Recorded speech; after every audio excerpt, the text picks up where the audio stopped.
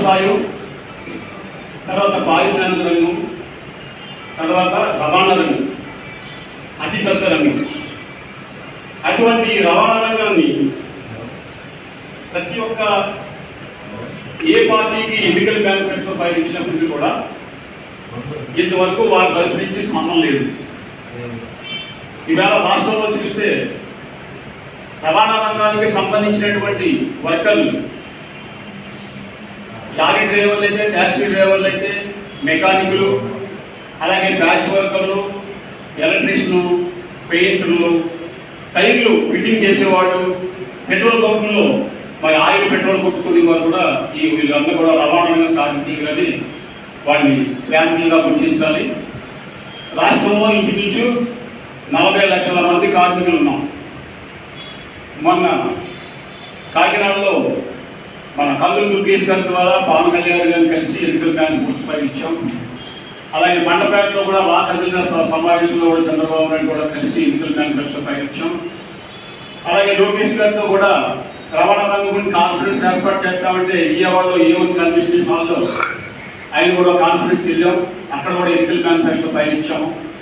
అన్ని వివిధ పార్టీలు ఇచ్చినప్పటికీ కూడా మరి ఏ పార్టీ కూడా రవాణా రంగానికి ప్రాధాన్యత ఇవ్వట్లే.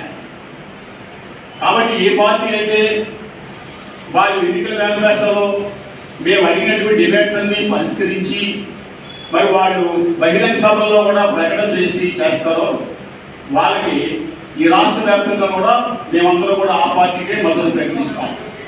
అంతేకాదు మరి ఇలా జగన్మోహన్ రెడ్డి గారు కూడా గతంలో మాకు ఎన్నికల మేనిఫెస్టోలో చట్టసభల్లో ప్రాతినిధ్యం కల్పించమని మేము అడిగాము. అయితే పోయిన ఎలక్షన్లో 2014లో ఆయన పాదయాత్రలో ఉన్నప్పుడు అడిగిన ఇది ఇవాళ టిప్పర్ డ్రైవర్కి వీరాంజనేయుని టిప్పర్ డ్రైవర్కి మరి చట్టసభల్లో స్థానం కల్పించడం వల్ల జగన్మోహన్ రెడ్డి గారిని అభినందిస్తున్నాం. అలాగే మరి ఎన్నికల మేనిఫెస్టోలో జగన్మోహన్ రెడ్డి గారు మీరు ఇచ్చింది ఏంటంటే వాహన మిత్ర పథకం ఈవేళ మీరు 4 లక్షల మందికే మీరు ఇస్తున్నారు. అయితే సుమారు 12 లక్షల మంది ఉన్నారు.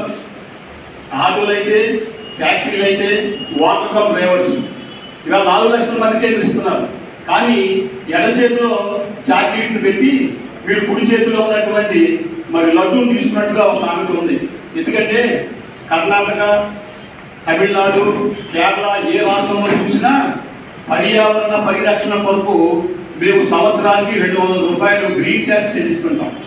ఆ గ్రీన్ ట్యాక్స్ని ఈవేళ ఆంధ్రప్రదేశ్లో ఆటోకి 4,000, మోటార్ అంటే చిన్న తరహా బండికి 4,000, వ్యాన్కి 20,000, లారీకి 20,000, మ్యాక్సీ క్యాబ్కి 6,000.